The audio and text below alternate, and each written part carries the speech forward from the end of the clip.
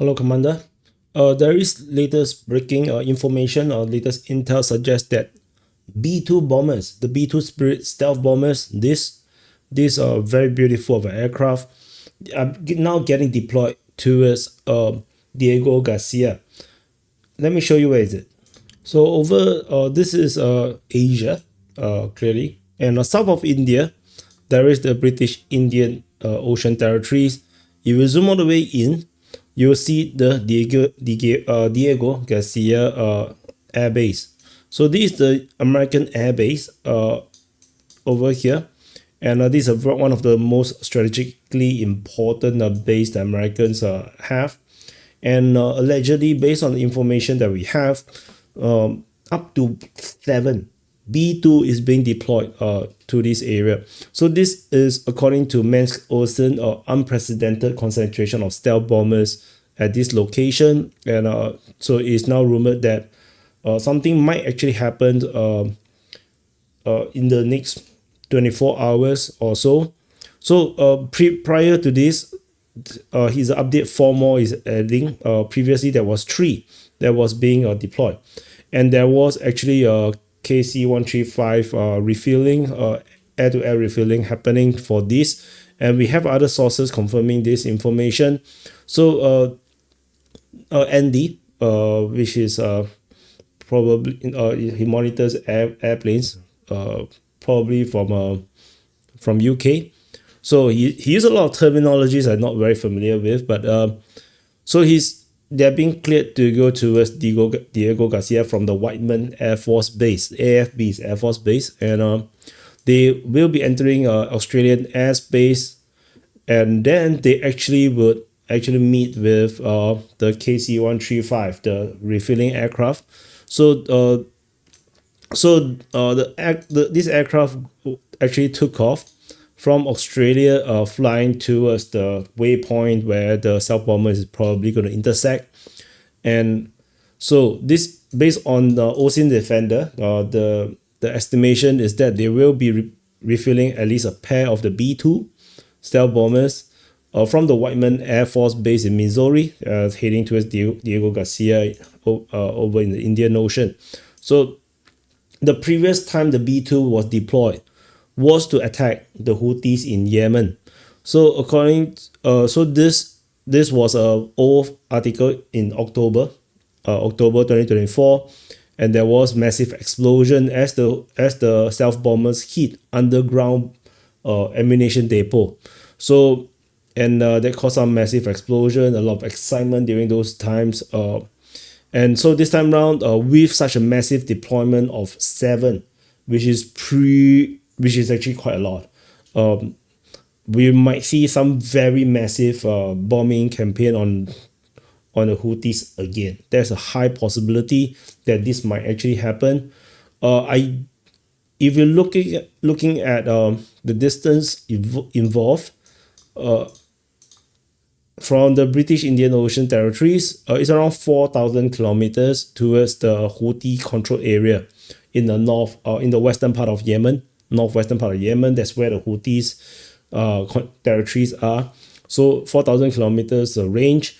If we look around the region, any more hotspot that the B-2 might be launched towards, pretty unlikely. I don't think I don't think the Americans is going to get involved with the Sudan situation or the Ethiopia one, or anything to do with Rwanda or the Congo, unless they are going to deploy and hit Iran. If they go for Iran, then yeah, it will be all hell break loose. World War III might get a little bit closer or a lot closer. I mean, distance wise, if it's going from the territory, so where is it again? So over here, towards Iran, I mean, they're still probably within range, but what would they hit? It's another question altogether. But I think the Iran is unlikely to be the case. I think the primary concern right now is the Houthis, as the Houthis have locked down this the Red Sea for a long time, and honestly, this freedom of navigation along the Red Sea should have already been dealt with long time ago. However, no one really have the will, the political will to go all in, not even the countries in the region. So everybody have been just waiting and waiting and waiting while Egypt is hemorrhaging money due to the reduction of the shipping through the Suez Canal. And usually this kind of thing is done by the Americans. The Americans basically guarantees the freedom of navigation all around the world. And however, the Biden administration have not been really willing to do much. Even in the along the Red Sea, where the US Navy tried to navigate all around, they're getting fired upon, and there are orders to the American ships to not launch attacks. They are basically hand-tied. They can only do defensive maneuvers, and that's basically put them as sitting targets for most of the time. So recently Donald Trump has reversed all these kind of stupid orders, which is very un-American, because the Americans usually don't allow people to shoot at them, and if they're getting shot at, they will hit back very hard. I think Donald Trump is going to push the United States back to the old ways, where they're going to hit back very, very hard. And they have been warning the Houthis and the Iranians about this as well. And looks like this B-2 bombing run might be a show of force. I think it's a show of force to show Iran that the Americans would have this capability and this willingness to bomb the hell out of Houthi. And it is also important to note that Houthis previously have warned that any American attacks on them will be seen as an attack from Saudi Arabia. That's how they play, this geopolitical game, which is pretty smart, because Saudi Arabia is actually very soft. They're very soft skinned, very easy to damage and cause a lot of trouble. So definitely the region around here is getting very tense.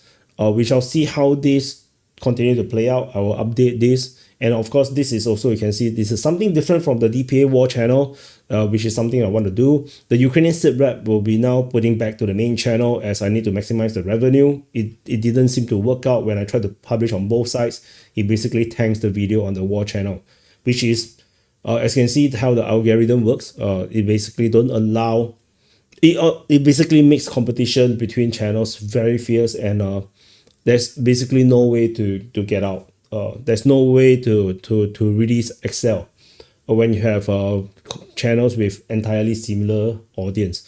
So anyway, so on the War channel, I'll try to report more on the conflicts and war and military situation all around the world, including Ukraine as well.